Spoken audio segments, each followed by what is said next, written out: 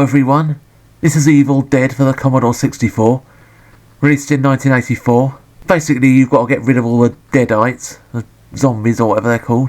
If you kill enough of them and get enough points, the Book of the Dead appears and then you throw it on the fire, like in the original film.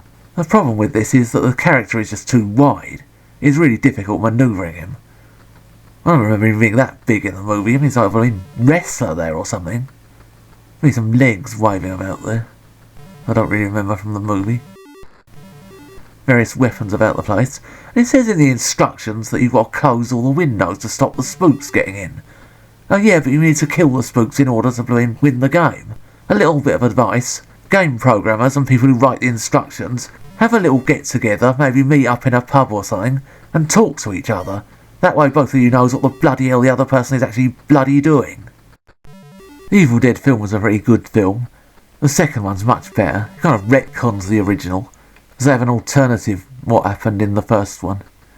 The Book of the Dead hasn't been burnt in that one. It's got all the pages where there were these incantations they need to send the deadites back to wherever they came from.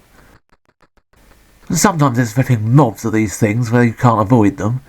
Other times there's just nothing. Oh, here we are at last. Not quite sure what that is. Looks like an alien or something. I can't seem to move now. He keeps getting stuck behind things. And like I say, it's really difficult to manoeuvre.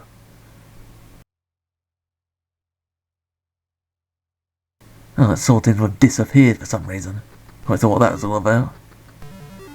And the original Evil Dead was actually banned for a while. I think probably gave it more publicity than if it hadn't been. I think there was some group led by Mary Whitehouse who was some kind of crusader against evil.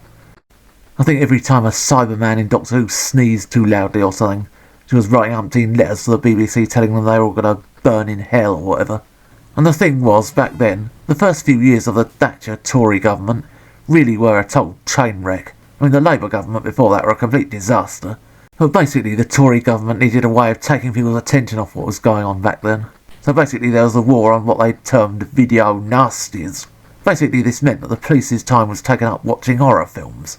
I mean, not just horror films, anything that sounded remotely dodgy. I mean, they banned The Last Little Whorehouse in Texas, which sounded like a pornographic movie, but it wasn't actually, it was a comedy.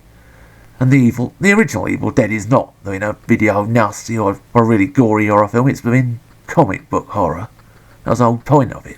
A lot of these video nasties, you just watch them and you think, what the heck was all the fuss about? Supposedly this one where they were eating live monkeys' brains was rubbish.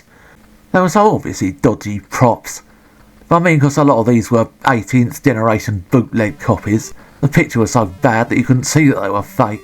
You just kind of imagined they were gorier than they really were. Oh, these flipping things. Often it's difficult to avoid losing energy. And quite often you just die and not actually quite sure why you died. And look at this. Cheaply recycled the blowing sprites for enemies. I don't tell you it's Evil Ash, because he wasn't in it till the third movie. Long after this was made. And this level is all there is to it. Just get enough points, get the book, throw it in the fire, and that's that. It's difficult to manoeuvre, it's just not much fun to play. It's really difficult trying not to lose energy. You keep getting stuck all over the place. This is not for fans of the movie. It's not really for anyone, basically.